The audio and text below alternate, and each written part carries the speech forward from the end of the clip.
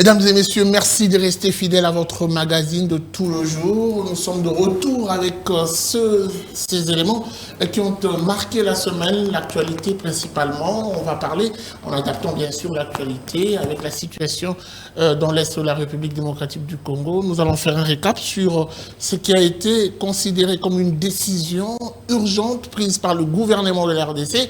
On parle de la réduction du train de vie des institutions. Quelles sont les avancées depuis que cette mesure a été prise et même débattue pendant le Conseil des ministres? Est-ce qu'on peut déjà dire que le train a démarré? On va aussi parler de ce gouvernement. Ah ben oui, en cette période, est-ce qu'il faut pour la RDC un gouvernement de crise ou un gouvernement d'union nationale?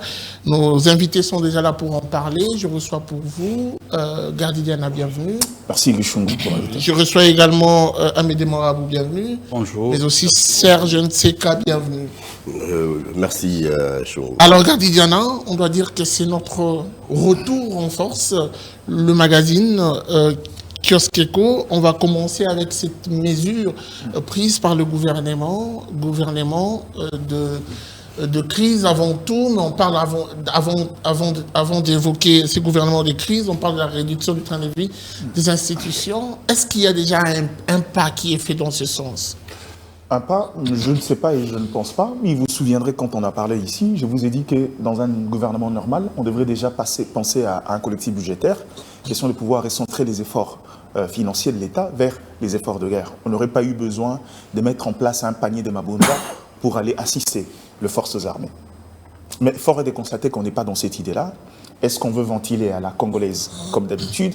C'est ça la grande question. Si jusqu'à preuve du contraire, la question qu'on devrait se poser, c'est qu'est-ce qui bloque finalement? On a quand même vu un geste posé par la première ministre qui a brandi en public le chèque de plus d'1 milliard de francs congolais qui ressort d'une sorte de cotisation des membres du gouvernement. Est-ce que c'est déjà pas ça le fruit de cette réduction de train de vie? Je vais être assez fort, pour moi c'est de la bêtise en fait.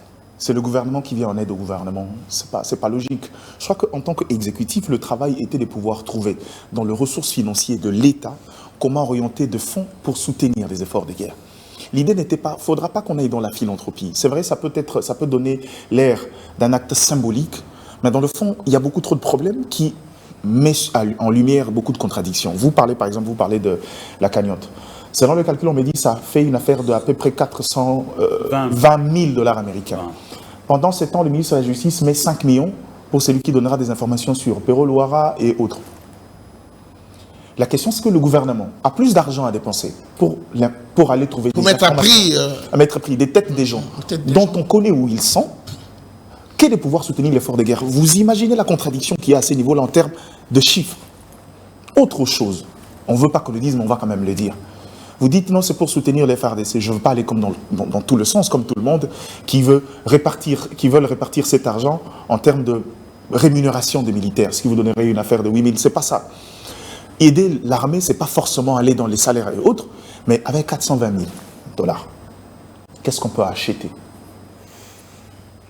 C'est ça la grande question. En fait, regardez, Guichou, je veux répéter ce que j'ai déjà dit. Quand vous êtes un gouvernement, lors de l'exercice 2024, vous avez dépensé 1,7 milliard de dollars américains pour le fonds de recherche. Dans ce budget 2025, c'est prévu à hauteur de 1,3 milliard de dollars pour de fonds de recherche et de fonds d'intervention spéciale. Qu'est-ce qui vous coûte de naissance décider sur cette cagnotte-là? Vous doublerez la cagnotte pour l'armée. On connaît ce qu'on doit faire, oui. Mais on veut entretenir le flou et continuer à organiser. La première ministre a dit qu'il fallait une bonne réflexion autour de la question avant de s'engager dans cette réduction de train de vie. Et autant de temps, toujours rien. Est-ce que c'est toujours un problème de réflexion qui se pose et qui alourdit la machine? Non, ce n'est pas un problème de réflexion. Moi, je pense que c'est plus un problème de... en fait, on n'a pas encore pris la mesure de la menace à laquelle nous faisons face en tant que pays. Puisque quand vous prenez les discours du président de la République du 29 janvier, si vous suivez le ton du président, la solennité de son discours, où il dit, c'est ce qui se passe, la crise sécuritaire actuelle, c'est une menace qu'on n'a jamais vécu et que nous devons nous déterminer en tant que pays pour qu'il y ait un avant. La prise de Goma et un après. C'est à peu près ce qu'il a dit. Donc, quand vous regardez la teneur du discours du président, on ne pouvait pas comprendre qu'un mois après, il n'y a rien, aucune décision n'a été prise par rapport à la réduction du train de vie des institutions. Tu as posé la première question à Gardi, est-ce qu'il y a un pas? Mais il n'y a aucun pas, justement, dans la direction de réduire les trains de vie des institutions. Moi, chaque fois... Mais il y a quand même des actions parallèles menées pour suppléer à cette... Écoute, mon cher Guichou, à cette démarche... Allons-y, Molombo. Ouais. Au mois de janvier, sur les 106 millions de dollars qui étaient prévus pour le fonctionnement des institutions et des ministères, le gouvernement a dépensé 210 millions. Donc, il y a eu 104 millions de dollars de dépassement budgétaire. Peut-être vous me direz, oui, le discours du président est arrivé le 29 janvier. Et la situation aussi actuelle demande en février, un peu plus de fonds. Au mois de février, Guichungu. Donc, après les discours du président, jusqu'au 19 février, le gouvernement a dépensé, tenez-vous bien, 83 millions de dollars pour le fonctionnement des ministères et des institutions. Donc, en moins de 2 mois, nous avons dépensé 293 millions de dollars pour le fonctionnement des institutions et des ministères. C'est-à-dire qu'on n'a pas encore pris conscience que nous sommes face à une menace existentielle et que nous devons requalifier les choses pour trouver suffisamment de moyens et financer l'armée. Écoutez, d'abord, je pense qu'il faut quand même interpeller le gouvernement, puisqu'on ne peut pas, d'un côté, dire que nous avons une menace existentielle et de l'autre côté, ne pas prendre des décisions courageuses pour faire face à cette menace-là. C'est tout simplement pas compréhensible. Pendant ces temps, qu'est-ce qui se passe au gouvernement? C'est la confusion totale.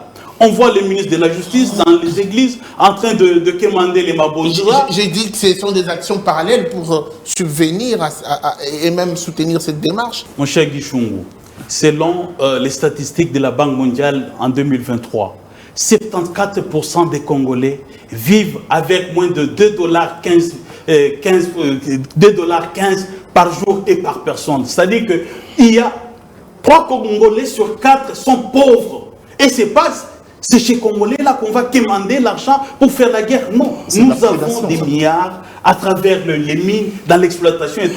Il faut des mesures structurelles pour penser à faire la guerre. Ce n'est pas avec les mambonza des églises. Très bien. À quel niveau le gouvernement de la RDC a péché dans cette promesse de réduction des trains de vie? Je pense que les mesures du gouvernement ont été folkloriques et cosmétiques, dans ce sens que quand on a réfléchi ici sur cette décision de réduire les trains de vie de l'État, mais en réalité, qu'est-ce qu'on a vu? Diana a parlé tout à l'heure de... Il y a des sources, des endroits où on peut aller toucher. On peut aller toucher le Fonds secret de recherche et autres dans le fonctionnement. Pour ne citer que le 2, avancé par les amis ici. Le gouvernement n'a pas le courage de sa politique. Le gouvernement n'est pas aussi audacieux pour prendre des mesures qui devaient nous enlever les prétextes d'un gouvernement à venir des combats, d'union nationale, de tout ce que vous voulez. Mais de tout ce que vous voulez. Sans savoir où prendre, déstabiliserait le reste.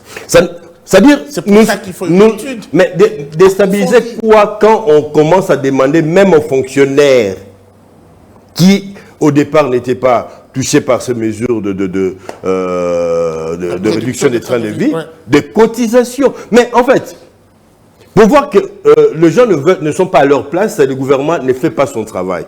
Même sur le plan statistique, on est en droit d'espérer combien? Si le gouvernement donne 1 milliard, les députés ont cédé presque 10%, 10% de leurs émoluments et tout le reste. Les militaires, on attend à peu près combien? Il n'y a pas d'études, il n'y a pas de statistiques là-dessus. Alors, sur quoi on se base en espérant que si on demande l'aumône, on pourra soutenir les forces armées? Je ne voudrais pas... Pensez-vous que c'est un faux fouillant? Orienter les choses dans ce sens? Je dis c'est de l'irresponsabilité, d'où la nécessité d'aller vers un autre gouvernement qui aurait un cahier des charges bien précis des responsabilités bien dégagées et on le jugerait par rapport à ça. Parce que là, on ne comprend plus rien.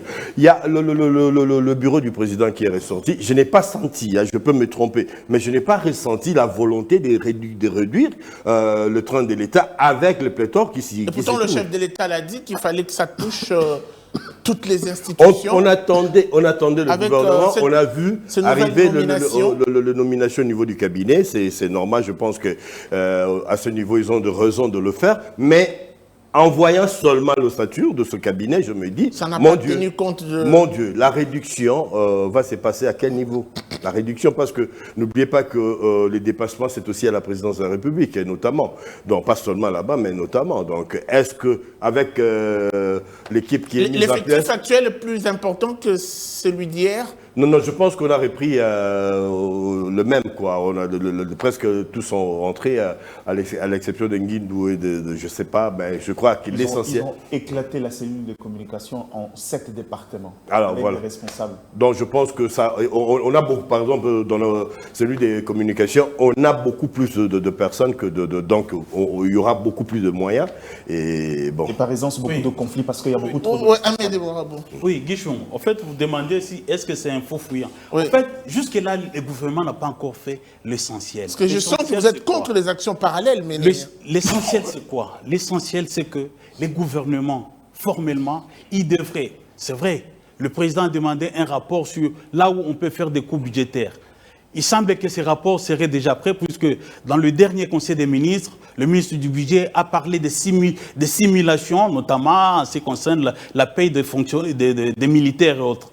Mais dans une semaine ici, ce sera la rentrée parlementaire. Si le gouvernement est rigoureux et sérieux dans son travail de réduction du train de vie des institutions, c'est au minimum 1 milliard de dollars qu'on doit dégager. Au minimum 1 milliard de dollars. On peut arriver même à 2 milliards. Donc, le gouvernement n'a pas encore fait l'essentiel. Alors, je vais vous soumettre un petit exercice. Je vais commencer d'ailleurs par vous, Gardidiana. Amédée parle d'1 milliard qu'il faut dégager. Les dégager où? Schématisons un peu les choses. Non, comment dégager cet argent et où dégager cet argent? Moi, je vous ai déjà donné, je vous ai déjà donné... Puisqu'on en parle... Non, mais justement, j'ai déjà, lors de ma première prise de parole, dégagé une rubrique. Oui, ça ne fait pas 1 milliard. C'est 1 milliard, 1,3 milliard. J'ai donné le chiffre, en 2024, on est passé 1,7 milliard.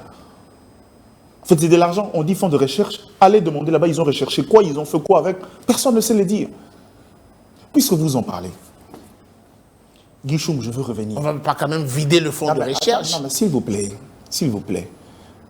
En cet instant, tout type de recherche doit être orienté vers les solutions de guerre. Justement.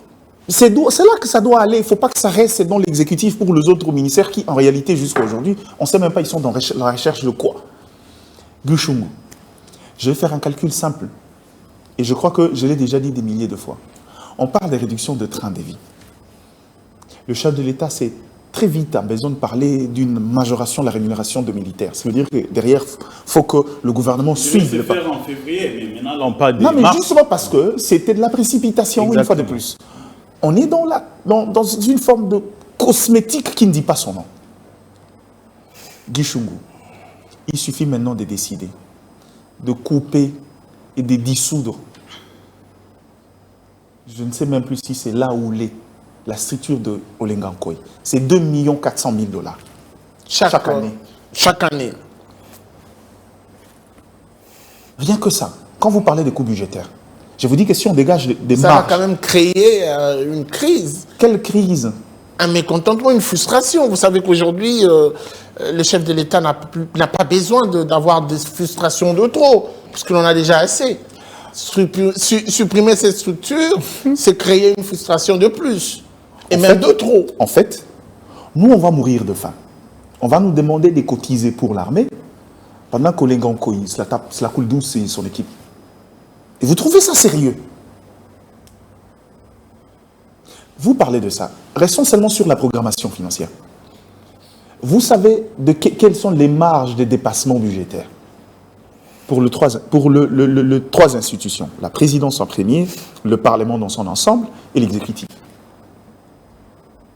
À la limite, on peut dégager, si c'est moi, Entre 700 et 800 millions. C'est alors qu'on peut aller dans l'idée connexe, quand on connaît les targets, on peut se dire, écoutez, dans le cadre de partenariat ou bien dans le système de collecte, on peut ajouter ce gap qui manque. Il n'y a aucune coordination. Guichungu, vous ne pouvez pas demander aux gens de l'argent pour aller soutenir les efforts de guerre quand on sait que vous en avez assez. On ne sait pas comment vous l'orientez. Nous, on va donner, mais on ne sait pas exactement dans quoi vous mettez, où vous allez. Non, mais il y a un compte qui a été officiellement rendu public, un compte par le gouvernement via le ministère des Finances. C'est-à-dire qu'il y a quand même une adresse. Le 5 millions promis par le ministère de la Justice à celui qui donne des informations, on le prendrait où? Le 5 millions pour donner des informations sur 2 groupes de journalistes et 2 membres de l'administration AFC et M23. Les 5 millions seront dégagés de quelle rubrique? Qu'est-ce qui est censé être prioritaire pour l'instant? La réduction du train de vie ou un gouvernement de crise? Je vais faire la ronde avec cette question. On va arriver à cette question, mais voilà l'idée, ce qu'on veut dire au gouvernement. Parce que vous ne pouvez pas prétendre aller dans des mesures connexes quand dans le principal, vous ne savez pas faire ce qu'il faut.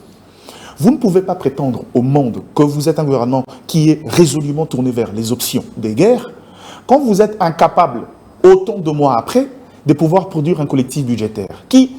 Cette commission-là n'a qu'à retourner sur les éléments de la conférence budgétaire, où chaque ministère donne ses rubriques et ses priorités, et décider de voir qu'est-ce qui est prioritaire, qu'est-ce qui n'est pas prioritaire. Guichungu, on n'a pas besoin de la magie pour ça. On n'a pas besoin. C'est là où ça laisse transparaître un peu de la réflexion, et c'est un travail qui risque de tuer le travail. Les différentes campagnes lancées à gauche, à droite. Vous voulez aller dans le travail de l'affect, de la mentalité de gens, apprenez à poser des actes convenables. Et pendant ce temps, vous enchaînez bourde après bourde, vous enchaînez des collisions après collisions, vous enchaînez des problèmes, vous les empilez comme des tasses. Le problème, c'est que, est-ce qu'on peut, pour une fois de plus, ce gouvernement, se mettre autour d'une table? Ils nous ont parlé de la task force. J'ai envie de poser la question, cette task force fait quoi? Parce qu'elle existe déjà? On a dit que ça a été déjà mis en place. Où c'est? On n'en a pas parlé, moi j'en ai pas entendu parler. Moi j'ai entendu, on a même désigné des ministres qui seront dans la task force. Pour gérer la question de la réduction de la gestion de la guerre de l'Est. Vous parlez de la gestion de l'Est. Alors moi je reviens sur ma question. Non mais quand on vous demande les cotisations, c'est pour les soutenir les efforts de guerre. Justement. Cette cellule-là a le rôle de la stratégie. En cette période, la RDC est déstabilisée dans sa partie Est par le régime de Kigali, avec le M23, les terroristes du M23. Et nous, cette période, quelle doit être la priorité pour faire face à cette crise? Est-ce la réduction du train de vie pour soutenir les efforts de guerre ou un gouvernement de crise? J'ai envie de vous dire le 2. Pourquoi le 2? Le premier répond à des besoins d'ordre technique, le deuxième répond à des besoins d'ordre politique. Dans le raison d'ordre technique, c'est qu'aujourd'hui, dans le contexte, la réduction de train de vie permettra à l'État de pouvoir se donner le moyen de sa politique militaire et de pouvoir aller vers des solutions durables et efficaces. Un gouvernement d'union nationale maintenant, c'est parce que, j'ai toujours dit, dans cette guerre, si vous sortez dans son contexte historique, les éléments conjoncturels, c'est qu'il y a des tensions politiques. Et le pouvoir a presque donné des éléments de langage aux autres. Quand vous arrivez, que vous êtes un État attaqué de gauche à droite, et que l'autre se serve des dynamiques politiques en interne comme alibi pour justifier sa présence, vous engagez des débats du genre changement de la Constitution et autres. Quand vous avez des politiques attachées aux fonctions et pas à l'État, ils s'en servent pour parler des dérives dictatoriales, même si, ma foi, on ne sait pas comprendre qu'est-ce qu'ils parlent, ils entendent par dérive dictatoriale. Donc, en gros, pour moi, le 2 répond à des besoins essentiels, parce qu'il ne faut pas oublier aujourd'hui, il y a une nécessité de couper court à la profondeur stratégique du Rwanda, qui utilise le Congolais, qui se servent de besoins internes, notamment politiques. Par exemple, Kabila qui vient nous évoquer le pacte citoyen de Sun City qui a été violé parce qu'on parle du changement de la Constitution. Il y a une idée de pouvoir couper court aux dynamiques internes qui peuvent servir aux autres. Donc, pour moi, le 2 valent, mais dans l'important, il y a l'essentiel. L'essentiel pour moi maintenant, ce qui est à la portée du gouvernement, parce que qui dit gouvernement de large union nationale, ça veut dire qu'il faut courtiser les autres, il faut convaincre les autres, il faut se mettre autour d'une table et vous parler des changements. Quand j'ai parlé de changements, ce n'était pas pour maintenir au pouvoir et être en mesure de convaincre. Mais la priorité maintenant, ce qui est à la portée du main du gouvernement, c'est décider de réorienter des fonds que vous avez établis vous-même pour vos besoins. Très bien. Guichungu ne peut pas être incapable de se dire, dans les $1000 que je gagne le mois, puisque le contexte est difficile et que je dois gérer les enfants, ce que je dépense par exemple à la ville pour prendre une petite pierre que je décide de mettre là, vous n'avez pas besoin de la magie. Il ne faut pas réunir les chefs coutumiers pour ça. Très bien. Quels sont les mots justes que l'on peut utiliser pour expliquer clairement aux Congolais qui nous suivent que la réduction du train de vie connaît un retard à cause de X, Y, Z? Le mot juste. Manque de volonté ou étude approfondie? Je pense que je suis tenté de dire que c'est juste un manque de volonté politique. C'est juste ça, un manque de volonté politique. Si c'était le cas, la question ne serait pas mise sur table. En fait, moi je trouve que Elle ne serait pas mise sur table, cette question. Dans cette question, c'est peut-être parce que le gouvernement est jugé parti. C'est-à-dire que quand vous demandez à un ministre de couper certains subsides de son ministère, il va réfléchir 1000 fois. C'est ce qui peut expliquer les hésitations qu'on voit dans les chefs du gouvernement. En fait, j'aurais voulu que le président de la République, par exemple, intéresse la Cour des comptes, puisqu'au fait, le gardien ou l'inspecteur du budget, c'est la Cour des comptes. C'est la Cour des comptes, à travers les redditions des comptes qu'il fait, c'est la Cour des comptes qui connaît les faiblesses et les forces de nos différents budgets. Ils savent où est-ce qu'il faut couper, où est-ce qu'il ne faut pas couper. On aurait pu intéresser la Cour des comptes pour dire, Monsieur le Président de la Cour des comptes, est-ce que vous pouvez faire une proposition et donner une indication à la Cour des comptes? Par exemple, le Président pouvait dire à la Cour des comptes, j'aimerais que 30% du budget national soit accordé à la défense de la patrie ou à la défense militaire. Voilà, c'est une indication. Et la Cour des comptes pouvait lui produire un travail où il consacre 30% du budget à l'effort de guerre ou à la défense du pays. C'est ça. Ça pouvait partir d'abord de la Cour des comptes qui donne un rapport au président. Une fois le président valide les rapports, il donne au gouvernement et dit « Faites-moi un collectif budgétaire en fonction de ces rapports ». Ça irait plus vite, puisque là, le gouvernement est en train d'hésiter. Pourquoi? Parce qu'ils veulent toujours continuer à partager les gâteaux, comme on dit. Or, aujourd'hui, il ne s'agit plus de partager les gâteaux. Il s'agit de sauver la nation. Et donc, de dégager suffisamment de fonds pour que ces pays continuent à exister avec fierté quand même. Ça fait 30 ans que nous vivons des humiliations. Ça fait 30 ans que nous vivons des échecs militaires quand même. Il faut laver la fond quand même. 30 ans, ça suffit. C'est ça. Donc, ici, il ne s'agit pas de sauver un régime. Non, il s'agit de sauver toute une nation en consacrant l'essentiel des moyens que nous avons dans le pays à faire la guerre, à construire une économie de guerre et surtout à venir aussi, puisqu'aujourd'hui, la guerre, ça produit les déplacés, les réfugiés, toutes ces mamans, ces jeunes enfants qui sont à la belle étoile. Il faut les venir en aide. Ils doivent sentir que l'État existe et il leur vient en aide. Très Donc bien. c'est ça. J'ai entendu le gardien dire que les deux sont prioritaires. On parle de la réduction, mais aussi du... Mais je ne vais pas parler du gouvernement d'union nationale. On en parle d'ailleurs tout à l'heure. Okay, ouais. Entre, il faudrait prendre le deux pour en faire d'une pierre deux coups. Gouvernement, réduction de train de vie et gouvernement, et gouvernement de l'union nationale ou gouvernement de crise. Moi, j'aimerais d'abord et avant tout avoir de vous le profil de ces gouvernements de crise, avant qu'on évolue. Quel profil pour cette période? Je crois que, d'abord, des prime abord, que les deux vont de pair, réduction et gouvernement. Mais le gouvernement doit être constitué de qui? Quel profil? Pas de copains, pas de partisans. Aujourd'hui, nous sommes face à une situation qui exige de la République démocratique du Congo une grande mobilisation des ressources. Il faudrait des techniciens, des gens qui savent, des gens qui n'appartiendraient peut-être pas à ceux... également à ceux constitués des techniciens. Là c'est les portraits robots. Des gens qui ont fait des preuves. Pas des gens qui nous amènent des diplômes d'Ottawa, de Harvard. Des gens qui ont géré des situations ici sur terrain. Peut-être ailleurs, mais beaucoup plus ici. Des gens qui ont des carnets d'adresses. Des gens qui peuvent faire l'économie de la guerre. Parce qu'on parle de tout, mais on ne parle pas production.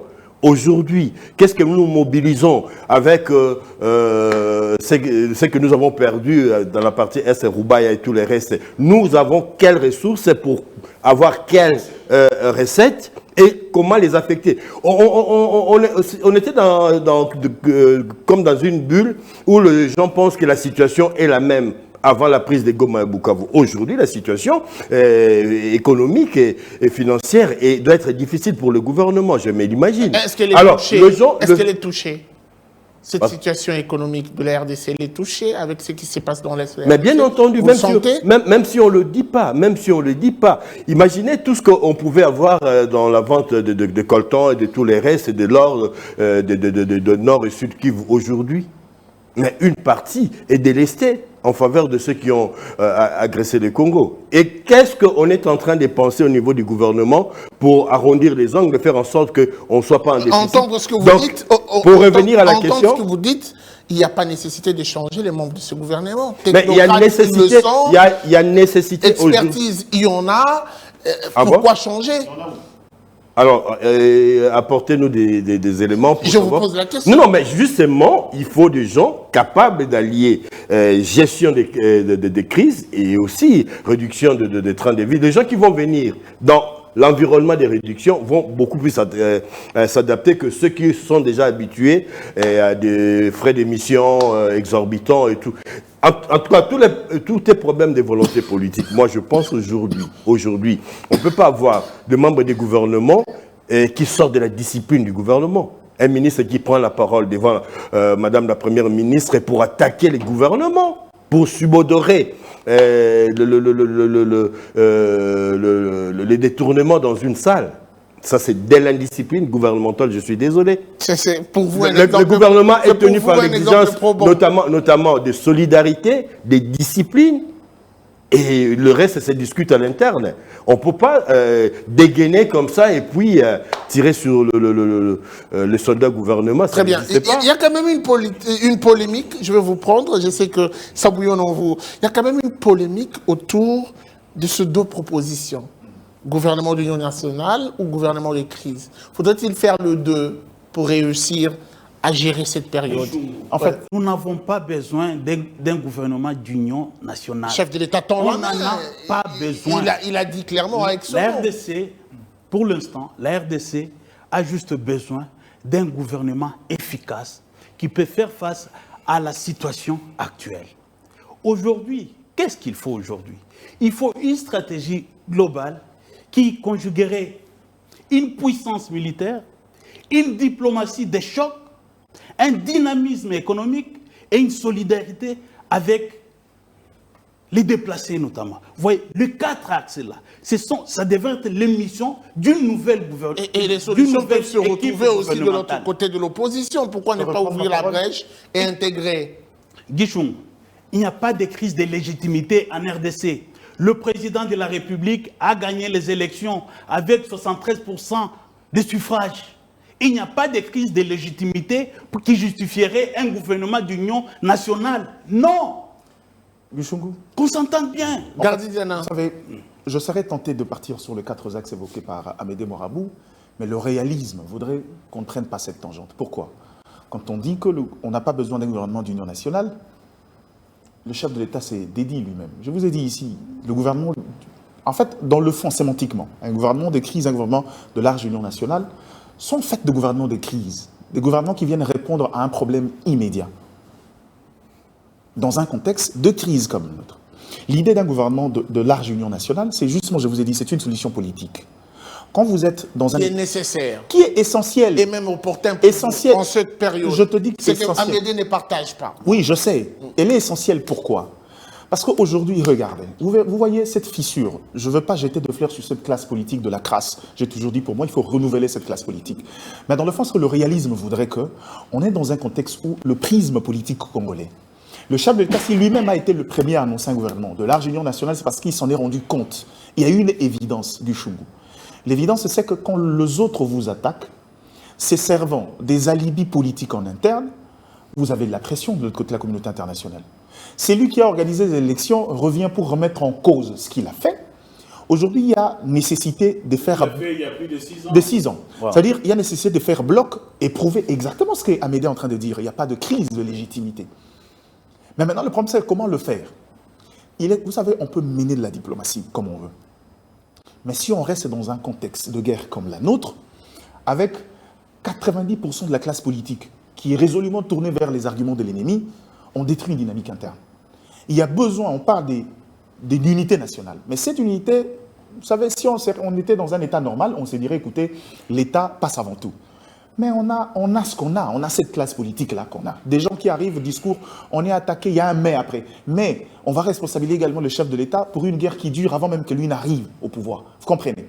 On est dans une sorte de dynamique. En attendant qu'on renouvelle cette classe politique, il faut savoir apprendre réaliste. Réaliste, c'est quoi? C'est qu'on arrive, chers amis, vous allez là-bas dans vos salons pour dire le lobbying que non, vous soutenez la dynamique des guerres parce que je suis dictateur et que finalement je veux changer de constitution pour rester au pouvoir.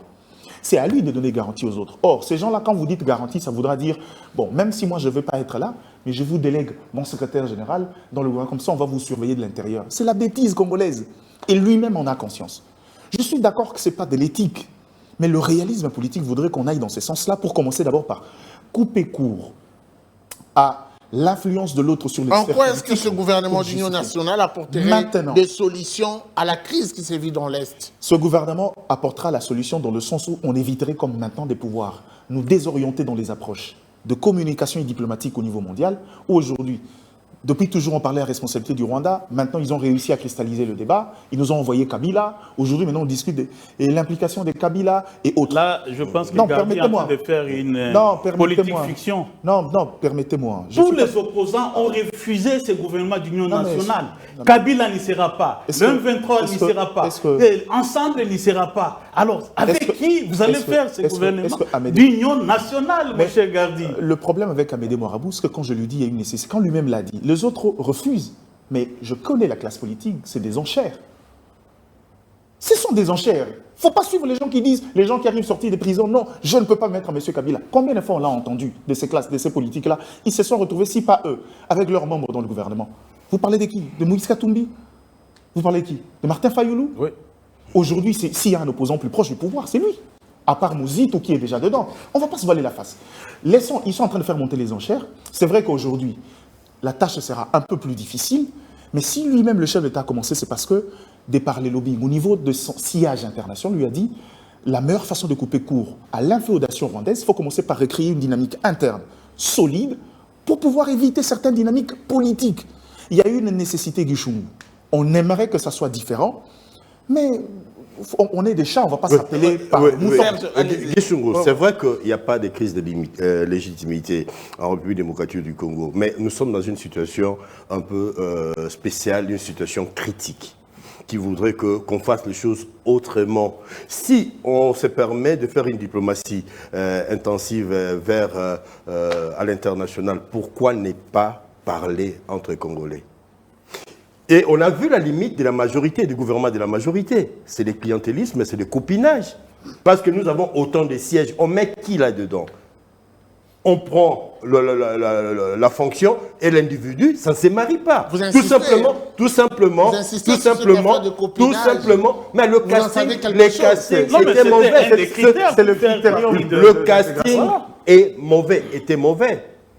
Et si on fait l'ouverture, ça a été corrigé avec la l'ouverture, ça a été corrigé. Si on fait l'ouverture, je te suis pas là, je te suis pas.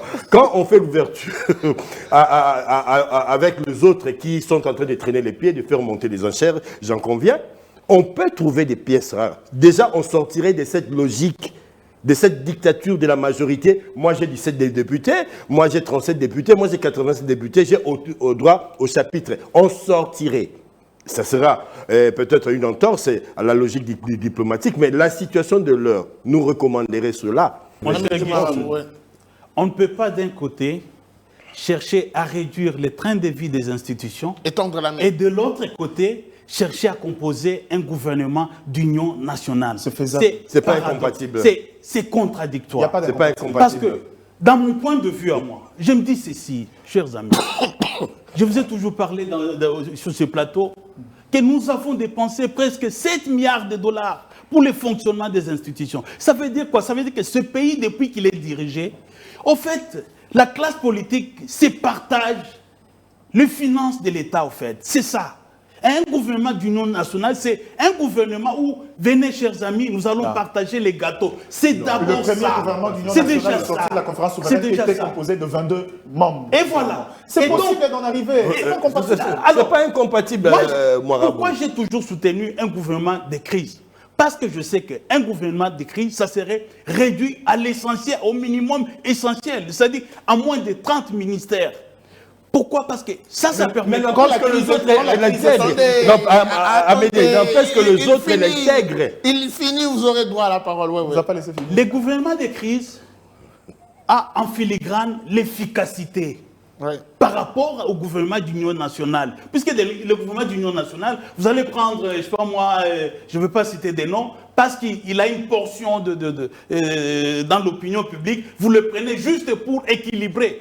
Sans tenir compte de l'expertise. Il n'aura aucun résultat. De la valeur ajoutée. Non, pas du tout. C'est ça le problème. C'est pourquoi moi je me dis, nous, actuellement, face à la crise que nous avons besoin d'un gouvernement de crise avec des missions spécifiques. Il ne faut pas avoir peur de moi, chers amis. Le gouvernement actuel a échoué. Et il faut un autre gouvernement de crise avec des missions spécifiques. Est-ce que le gouvernement d'union nationale ne peut-il pas être un gouvernement de crise, constitué de l'essentiel? Constitué de l'essentiel. Oui, Gardi a très bien expliqué. Oui, ça peut être un gouvernement de crise, mais si on... Ben pourquoi le refuser alors? Alors, si on peut arriver à allier union nationale et réduction du train de vie, c'est-à-dire en diminuant les nombres pour avoir pas plus de 30 ministres dans le gouvernement d'union nationale, là je suis d'accord. On résout les conflits. Mais avec le plus essentiel, c'est d'avoir des résultats. Ça fait 30 ans que nous sommes instables, s'il vous plaît, chers amis. J'insiste sur la qualité. J'insiste sur la qualité de membres qui vont constituer ces gouvernements. Ce qu'on a vu là, assez. C'est comme les 30 ans et c'est comme aussi ces gouvernements. On va en parler. Le profil robot. La grande difficulté qu'on a, c'est quoi? Parce que c'est comme je dis. Je comprends quand Amédée Morabou est inquiet du mot large union nationale, ça veut dire que c'est un gouvernement fourre-tout. Éléphantesque. On veut satisfaire tout le monde. Non, le problème n'est pas à ce niveau-là. Puisqu'il part d'un gouvernement de crise, la question qu'il faut situer, c'est quoi la crise maintenant?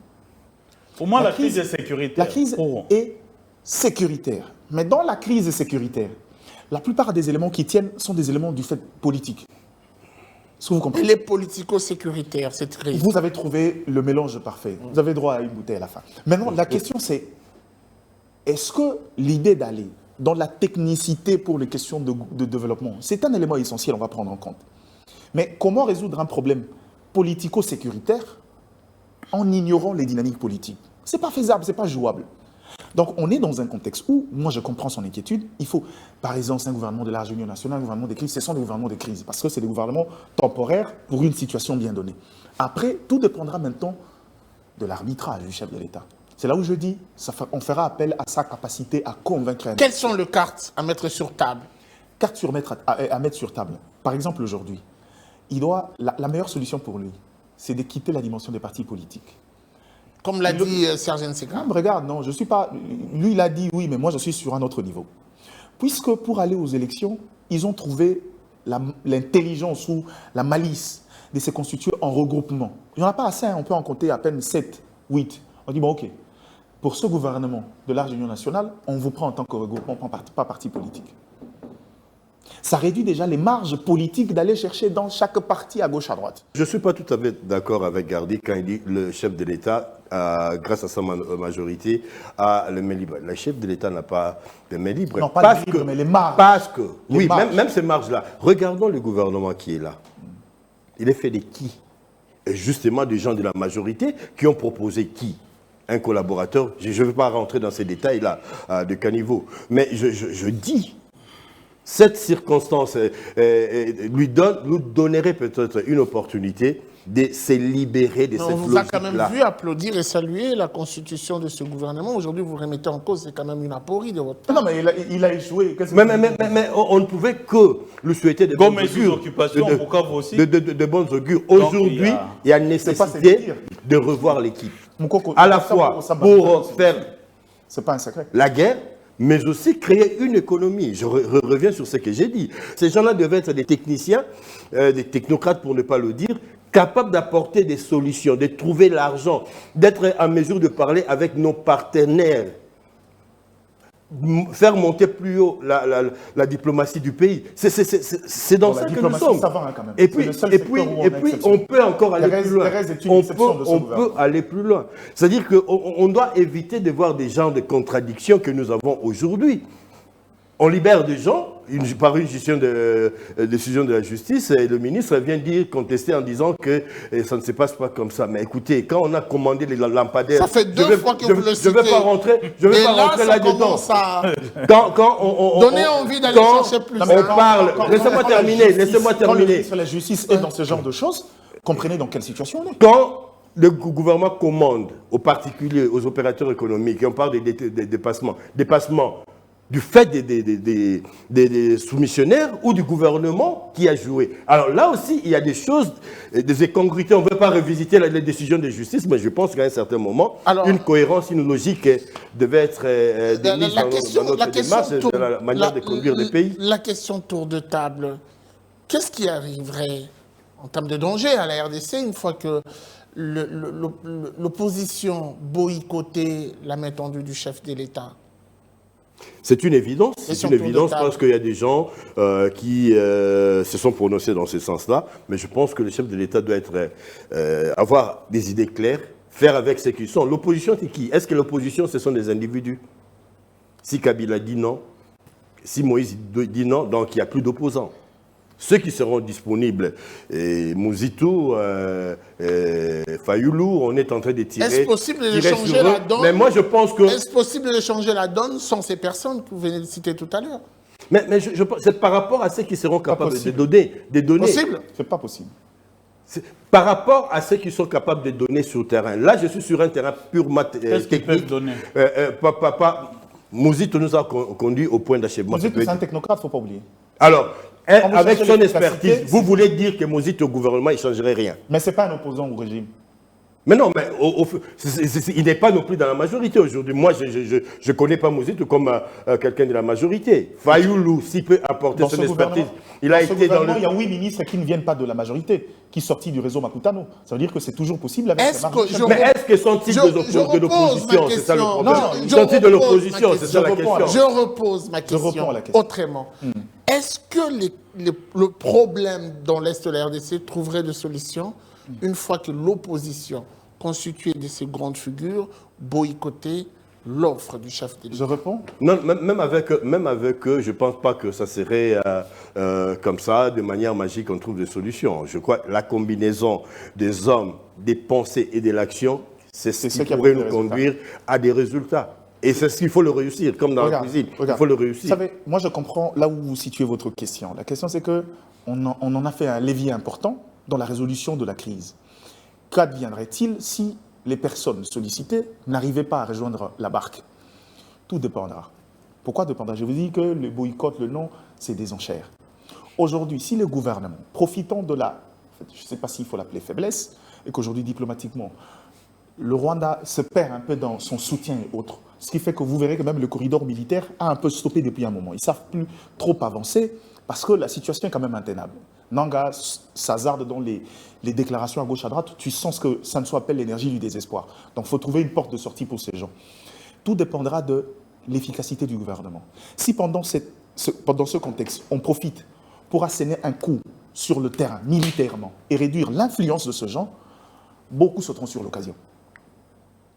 Et donc, il y a possibilité dans ces contextes, certains se négligent encore, les politiques sont en crème, c'est des gens tournés vers les intérêts. Ils se disent, quelles sont les chances de Tshisekedi de rester dans ce contexte? Quand ils se disent non, ils continuent à perdre du terrain et autres, leur calcul raisonnable, c'est qu'on ne rejoint pas ces gouvernements parce qu'il y a plus grosse part. Après, il y a beaucoup à perdre. Il y a beaucoup à gagner après lui que d'accepter sa proposition. Mais si le gouvernement se montre un peu plus efficace et que, profitant des quelques résultats d'étape qu'on a obtenus diplomatiquement pour asséner des coups dans cette forme de fragilité en termes de ressources que connaît ce mouvement, on pourra efficacement ouvrir la brèche et attirer, parce que je répète, je ne veux pas avoir honte de le dire, c'est des opportunistes, ces gens. C'est des opportunistes. La preuve, c'est qu'on n'était même pas, on ne devrait même pas parler aujourd'hui d'une question de dialogue, parce que quand on parle des questions de la terre qui est menacée, on devrait, d'un commun accord, parler le même langage. Mais quand c'est des gens qui trouvent des subtilités dans les nuances pour dire « oui, c'est vrai, le Rwanda nous agresse, mais le pouvoir en place, et ceci, cela », ça prouve à suffisance combien on est pourri dans l'orientation politique. Donc, si le gouvernement essaye de se montrer efficace aussi sur terrain, croyez-moi, les marges de pouvoir embarquer tous ces gens, ça grandit énormément. Alors, j'aimerais... Non, mais je peux répondre à la question. Allez-y. Oui. Pour moi, en suivant Gardi Diana, avec ce qu'il vient de dire là, ça me conforte dans mon analyse. En fait, je dis, quand je disais que le président il n'y a pas une crise de légitimité en RDC. Il peut y avoir une crise politique du fait que certains poids lourds politiques ne sont pas en odeur de sainteté avec le président. Oui, d'accord. Mais un gouvernement de crise qui aurait des résultats efficaces tels que Gardi Diana le décrit, et qui bouterait même les ennemis dehors du pays, mais c'est tout ce que tout le Congolais souhaite. Les Congolais n'ont pas besoin que Kabila fasse partie de ce gouvernement, Katumbi et je ne sais qui d'autre. Les Congolais ont besoin d'avoir un gouvernement qui répond face aux enjeux de l'heure. C'est juste ça. Si le président de la République prend son courage en main, il met en place un gouvernement des coriaces, un gouvernement des stratèges. J'allais même dire... Non. J'allais même dire un gouvernement des géostratèges. Et qu'on a des résultats sur le terrain militaire. Mais tous ces opposants... Avec ou sans opposition? Je préférerais sans opposition, parce qu'on peut le faire.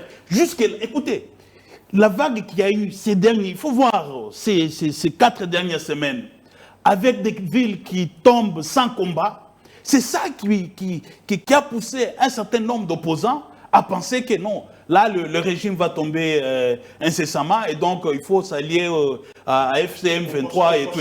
C'est ça. Donc moi, c'est pourquoi je dis que nous sommes menacés. Ils l'ont pensé à tort. Ils l'ont pensé à tort, mais on n'a pas temps. encore prouvé suffisamment avec des résultats sur le terrain. C'est vrai que sur le plan diplomatique, nous avons des très bons résultats, mais tous ces résultats pouvaient être galvanisés avec des victoires sur le terrain militaire, ce qui n'arrive toujours pas. Donc, il y a nécessité d'avoir un gouvernement de crise avec des missions bien précises. Nous devons nous battre. Je suis d'accord avec M. Laurent Désiré Kabila qui disait que soit on se bat pour être libre, soit on ne se bat pas et on deviendra esclave. Alors, écoutez, vous allez négocier quoi pendant que des villes tombent sans combattre? Vous allez négocier. On est en position de faiblesse. Ce n'est pas le moment de négocier. C'est le moment de faire la guerre et de gagner.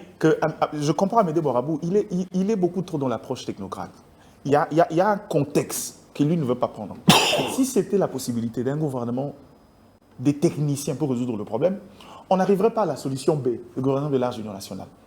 En fait, la vérité, c'est une solution conjoncturelle. Parce qu'on s'est dit, écoutez, depuis toujours, et j'ai dit aux gens, le Congo, par l'histoire, le Congo n'est pas dans une posture de guerre. Depuis toujours, on a fait de la... Tu permets là, Gardi? Non.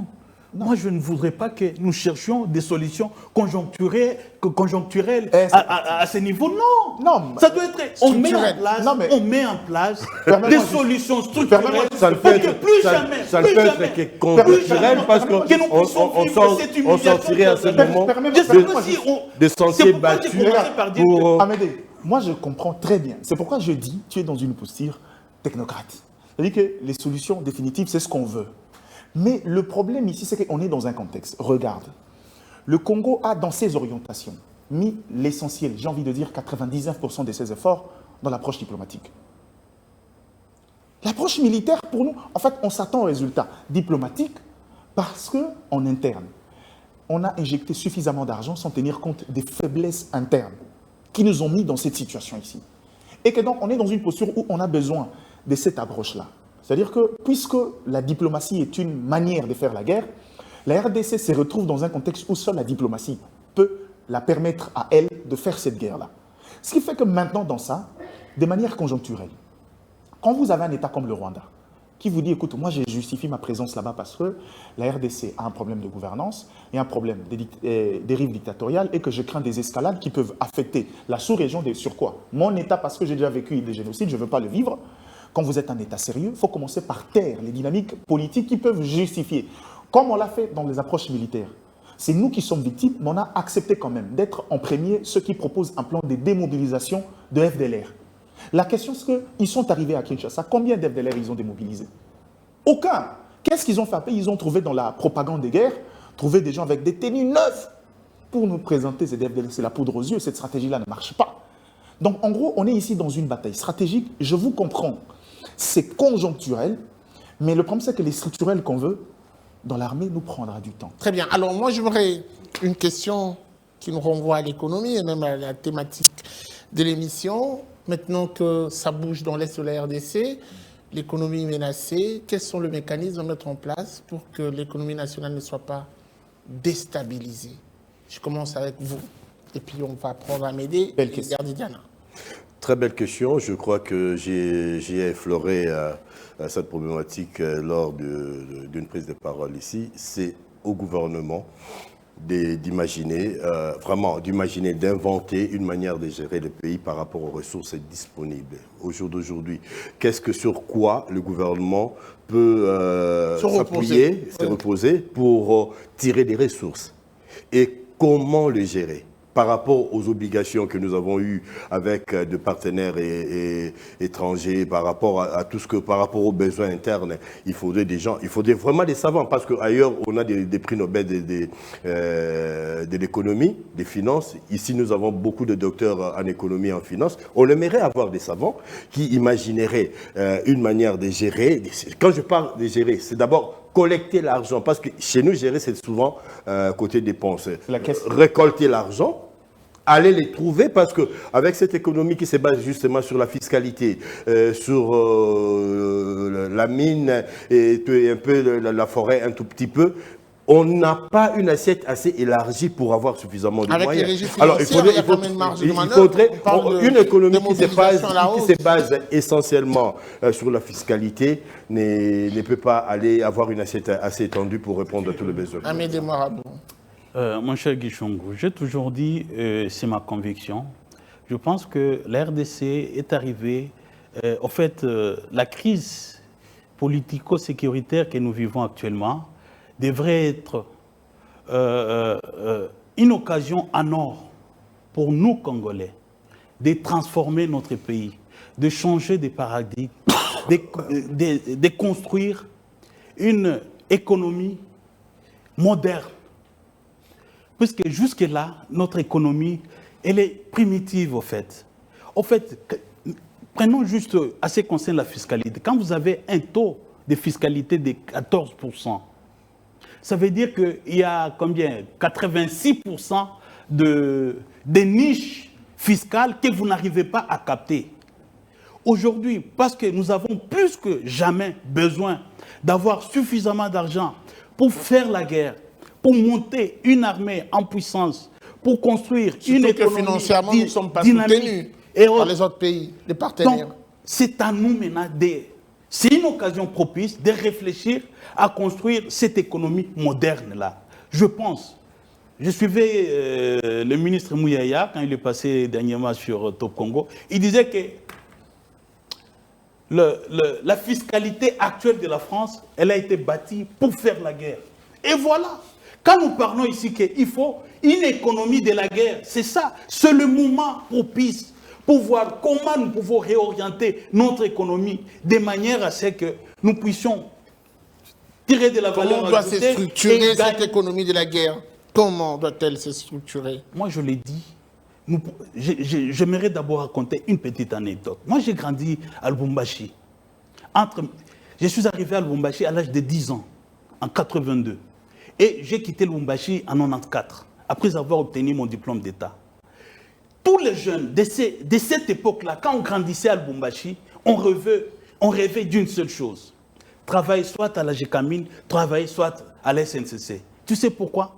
Parce que les travailleurs de la GECAMINE et de la SNCC avaient un pouvoir d'achat terrible.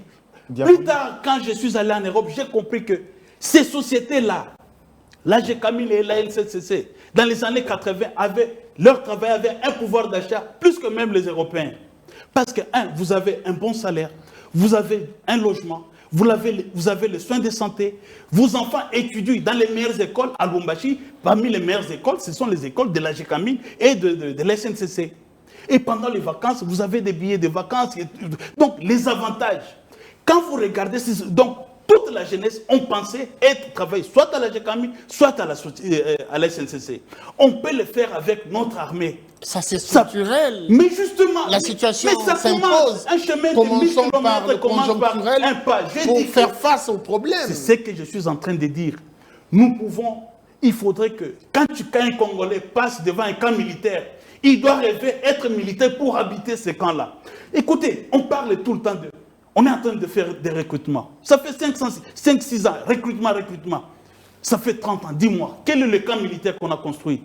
Quelle est la base militaire qu'on a construite dans ces pays? C'est pourquoi je dis, nous pouvons construire notre économie autour de l'armée. J'étais en Égypte, cher ami. J'étais logé dans un hôtel 5 étoiles, sur les bords du Nil. En me renseignant, on m'a dit que cet hôtel-là, prenez type Congo-Fleuve, ça appartenait au ministère de la Défense, ça appartient à l'armée égyptienne. En Égypte, l'armée construit des autoroutes. En Égypte, l'armée construit des ports, des routes. En Égypte, un gouvernement, quand il a un contrat de BTP, il donne d'abord à l'armée. Si l'armée n'a pas de temps pour faire ça, c'est alors qu'il donne au privé. Donc, moi, je dis, c'est pourquoi je dis que ce n'est pas le conjoncturel maintenant là. Réfléchissons pour toujours, pour que nous prenions une autre direction de ce pays. C'est ça. Très bien. Une question pour vous. Vous prenez d'abord celle qui coule. Je vais prendre, mais si vous avez une question balancée, on va prendre. Prenez-la d'abord.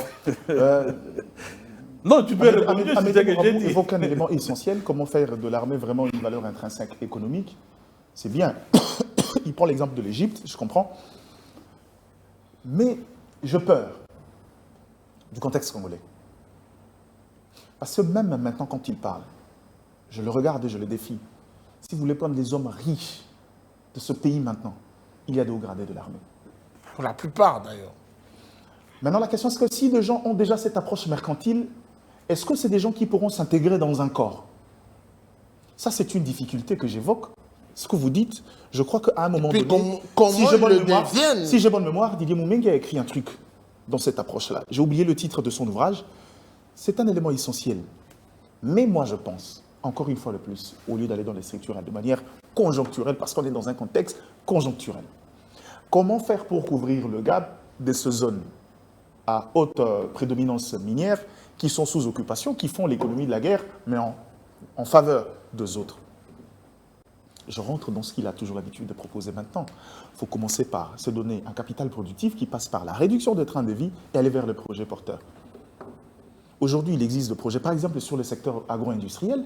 Il est possible que dans les 6 prochains mois... Je vais te souffler quelque chose. Oui, soufflez-moi quelque chose. Tu sais, même pour cette histoire d'effort de guerre, c'est pitoyable qu'on fasse passer le panier dans les églises pour récolter les mabonzas d'une population pauvre. Je ne fais que compter, ça fera 3 fois. Écoute, nous avons la RDC, nous avons 6 milliards 300 millions de dollars de réserves de change qui sont logées à la Banque centrale. Aujourd'hui, le gouvernement peut décider de prendre 1 milliard de dollars, acheter l'équipement qu'il faut et faire la guerre. On peut le faire aujourd'hui là. Nous avons 6 milliards 300 millions de dollars qui logent à la Banque centrale. On peut le faire. Et après, avec la réduction, combler, prendre ça comme une dette, sans intérêt, et après, combler. Voilà. Quand on aura tout dépensé, voilà, c'est juste ça, on remplacerait par quoi? Vous savez pourquoi moi, je ne pense même pas que c'est nécessaire. Ouais. Parce que le marge de 1 milliard qu'on peut aller chercher dans notre réserve. Vous allez citer encore les Ganko avec sa structure. On a la possibilité. Je lui ai dit, moi et lui, on sait qu'il y a la possibilité de dégager 1 milliard. Rien que par l'orientation ici.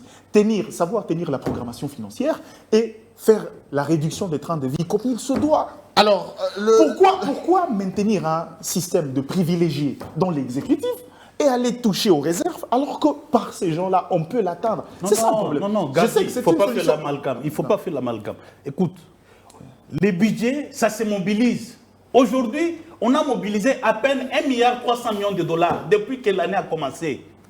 Et dans ces 1 milliard qu'on a mobilisé là, on a dépensé plus que ça. Le trésor public est en déficit budgétaire. Donc il n'y a pas l'argent. Le seul argent qu'on a disponible là, ça veut dire que si réellement on a besoin de liquidités, maintenant là, pour acheter, on peut prendre dans le matelas financier que nous avons à la Banque centrale, on utilise et après, je peux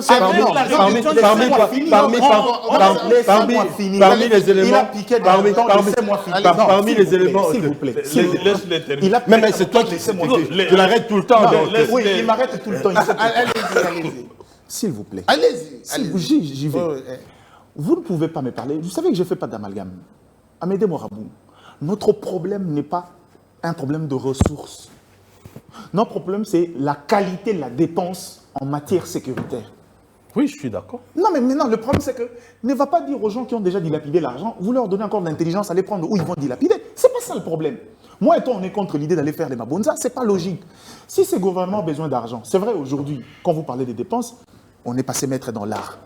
Mais le problème n'est pas à ce niveau-là. La question qui a été posée, c'est est-ce qu'aujourd'hui, comment faire pour pouvoir couvrir le gap dans ce contexte de crise pour que l'économie ne soit pas affectée, déstabilisée? Je vous ai dit ici, il est possible, rien qu'avec ces trains de vie, de dégager un capital productif et aller vers le projet porteur. J'étais en train de dire qu'il est possible, en dehors 4-6 mois, de s'engager dans des vrais projets, notamment dans les secteurs agro-industriels, pour pouvoir soutenir la productivité interne et répondre même à certains besoins des guerres, notamment comme la gestion de cas de sinistrés.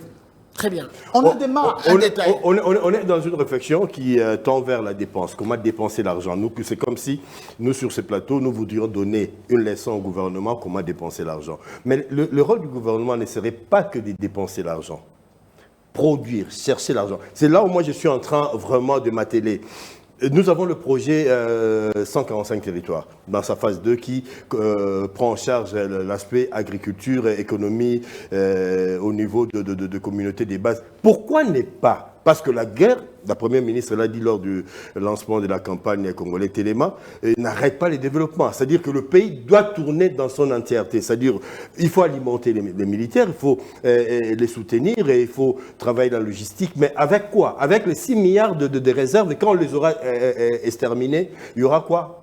Où est-ce qu'on va le trouver? Il faut réfléchir. Bonne question. Il faut réfléchir. On a promis un salaire de 500 militaires. Oui. Est-ce qu'il faut aller toucher à la réserve? Où est-ce que nous allons trouver l'argent? C'est la question que personne ne se pose. Le gouvernement n'est pas seulement là pour voir comment dépenser de l'argent, mais créer des richesses. Il faut trouver des partenaires qui peuvent apporter en attendant qu'on soit à la hauteur. Mais moi, je me pose la question, où est-ce que nous en sommes aujourd'hui avec tous ces projets porteurs en dehors des secteurs miniers et sur le plan agricole et autres. Où est-ce que nous en sommes? Le PDL 45 territoire B, qui comprend vraiment la partie agricole et tout les... Alors, ça ne commence toujours pas, ça ne démarre toujours pas. On est dans le cosmétique. Non, juste pour que les téléspectateurs qui nous suivent comprennent très bien. Rapidement. C'est-à-dire, quand je disais que les budgets, il faut les mobiliser, ça veut dire que si j'ai dit qu'on pouvait faire recours aux réserves de change qui sont disponibles, c'est si réellement, je ne fais pas partie de l'état-major de l'armée, j'ai dit, si réellement il se pose ce besoin-là, il y a de l'argent que nous pouvons prendre maintenant, 1 milliard, et on peut se dire que chaque mois, on rembourse 100 millions de dollars pour ne pas affecter. Voilà. Donc, c'est de l'argent à rembourser. C'est pas, on crée un tour. Non, on prend l'argent et on va rembourser parce que chaque année, sous forme de dette intérieure. Voilà, avec la réduction du train de vie. Au lieu de donner 100 millions, je sais pas moi, au fonctionnement, le 100 millions là, on rembourse. C'est dans ce sens-là. Aujourd'hui, il n'y a pas l'argent. Les comptes du Trésor est déficitaire. Au mois de mars ici, peut-être c'est 800 millions que les régies financières vont mobiliser. Dans les 800 millions, il faut au moins 400 millions qui doivent aller aux rémunérations et tout, sans compter les fonctionnements et autres. Donc c'est ça. C'est-à-dire que d'ici jusqu'à l'échéance fiscale du 30 avril, on n'aura pas suffisamment d'argent. Chaque mois, il y aura toujours, il y aura plus de dépenses. Surtout que la guerre n'arrête pas le développement. Alors, j'ai plutôt suivi un élément évoqué par Serge Ntsika. Il a parlé de la campagne Congolais Téléma. J'aimerais qu'on prenne quelques minutes pour commenter cette campagne. Pour quelle nécessité en ce moment? Quel impact? Est-ce que le Congolais se sont déjà approprié la campagne? Je commence avec vous, Serge, puisque vous l'avez dit. On prendra Amédée et on va finir avec Gardidiana. Et ça sera la boucle. Je crois que cette campagne vient à propos, surtout qu'au moment où la République démocratique du Congo est en train de récolter de succès sur le plan diplomatique. On a comme l'impression que notre voix commence à se faire entendre et qu'il faudrait qu'à l'interne, à l'interne, que le Congolais comprenne dans quelle situation nous sommes. Et on revient au patriotisme d'Amédée et puis au sens de responsabilité par rapport à nous-mêmes comme peuple et puis par rapport à notre pays. Mais cette campagne, pour ne pas être folklorique, pour ne pas être cosmétique, doit vraiment... porter et présenter le problème. Oui, c'est-à-dire impliquer toutes les couches. Comme on dit à Lingala, il faut au fond la jeu. C'est-à-dire que tout le monde soit impliqué. Que tout le monde se retrouve ou que tout le monde... Je dis impliqué. Quand je parle de tout le monde, je parle de l'idée... C'est quand même péjoratif. Non, c'est une manière... Non, pas toujours. Pas toujours. Ouais. Parce qu'on a des quartiers, des nouveaux quartiers qui s'ouvrent de Lutendele vers Passalaba. Il y a des jeunes qu'on connaît peut-être pas ici au centre-ville, des personnes, mais qui travaillent dans les développements, qui animent des comités de développement pour chercher le courant, pour chercher à amener l'eau dans le quartier. Ce sont des gens qui sont écoutés. Je ne parle pas en termes de partage des dividendes. Je parle en termes d'influence. Il faut réfléchir de manière à impliquer même des leaders communautaires à Kinshasa, mais à l'intérieur du pays, de manière à ce que ce message porte. Quand je vois ce qui s'est passé après le match de Lupopo à Lubumbashi et la défaite des Daring ici, le chant qu'on a entonné, je me dis, on est encore loin de la réalité. C'est vrai qu'on a le travail qui s'est fait au niveau du ministère, au niveau du gouvernement, avec la première ministre en tête, mais sur terrain, en réalité, le message ne perce pas encore. Ben, la campagne vient à peine d'être lancée. Mais si justement, c'est un indicateur important qui devait orienter même la campagne vers ça, vers ces secteurs-là. Quand j'ai entendu les supporters des Daring chanter des choses que je ne veux pas répéter sur ces plateaux, je me dis que cette campagne doit être élargie à tous, même au niveau des supporters. Très bien. Amédée Mourabou, c'est votre dernière minute d'antenne. Bon, de toute façon, cette campagne Congolais Téléma s'est tirée de notre hymne national, Debout Congolais. C'est-à-dire qu'il y a une menace existentielle qui nous frappe et chaque Congolais devait être debout pour barrer la route à l'ennemi. Moi, la campagne Congolais Téléma, je ne connais pas le contenu. Comment ça? Le contenu, c'est congolais. Le contenu, vous le dites déjà avec vous. Debout Congolais, c'est ça? Congolais Téléma, c'est... Vous me faites rire. Congolais Téléma, c'est ça le contenu. Ça, c'est l'emballage. C'est quoi le contenu? Comment broter les missa congolais? Réveil patriotique. Comment? Le front commun. La question la plus essentielle, comment? Sensibilisation. Sensibilisation. Bendele Koyate, c'était une campagne de sensibilisation. Ça, c'est une campagne de sensibilisation. Oui, réactualisée. Ils ont dit là autre chose. Parce que moi, je pense que c'est complémentaire. Ça, c'est une sensibilisation sur un regard sur la question de la République. L'autre, c'est un appel à l'action. Si c'est un appel à l'action, ça veut dire qu'il faudra qu'il y ait un contenu cohérent. Soyons sincères. Et je ne veux pas, comme tu le dis, qu'on dilapide de l'argent, un peu comme on a déjà commencé, une entreprise déficitaire, sans un montage financier, arrive à trouver en un mois 1 million pour aller donner pour la campagne. Et personne ne lui pose la question comment il a fait, comment il a trouvé. Au Geoffrem, par exemple, pour commencer. Je m'arrête là et il y en a d'autres, avec Jean-Lucien Boussin. Ils ont collecté 25 millions. Pourtant, Congo Airways est encore en train d'être titubé. Et malheureusement, ça passe. À nos yeux, pour nous, on est dans un contexte exceptionnel. Comme Mobutu disait, Lianda Boutikandam, à la limite. À situation urgente, intervention urgente. Et justement, intervention urgente, dépenses en urgence. La question maintenant, c'est campagne Téléma. Moi, j'ai juste une recommandation. On a l'habitude de se réveiller en retard, Guichungu. Je me rappelle le sortir. Avant sa mort, M. Laurent Désiré Kabila nous disait toujours que cette bataille sera longue et populaire. Parce qu'il avait compris la nécessité d'intégrer une approche pédagogique dans le Congolais pour défendre leurs terres. On est dans un contexte tardif. On y va à tâtons jusqu'à preuve du contraire. Aucune stratégie globale qui oriente. J'ai suivi des gens qui vont sur le terrain pour aller faire des campagnes. Chacun y va dans son sens. Chacun dit ce qu'il a envie de dire sur la guerre. Chacun donne ses propres sentiments sur la réalité. Elle dit aucun élément de langage cohérent. On ne va pas t'ôter le missa congolais n'engouanate.